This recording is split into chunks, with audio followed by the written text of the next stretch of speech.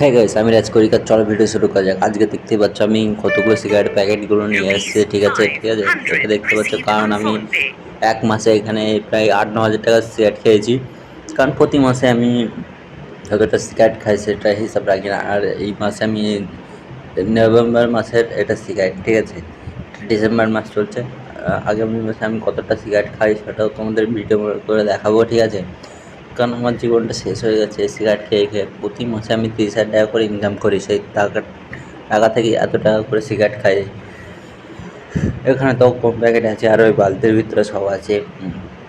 আমি প্রত্যেক দিন প্রায় 3-4 প্যাকেট করে সিগারেট খাই। একদিনে এত সিগারেট খাওয়া ভালো নয়, ডাক্তারে বলেছিল। একবার সিগারেট খেতে খেতে মুখ দিয়ে রক্তও বেরিয়েছিল, ঠিক আছে।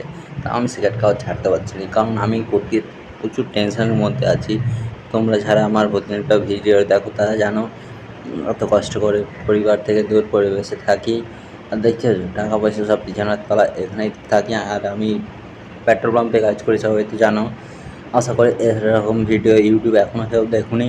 আমার লাইক কমেন্ট করে দিয়ে সাবস্ক্রাইব করে দিয়ে প্লিজ সাপোর্ট করো তোমরা।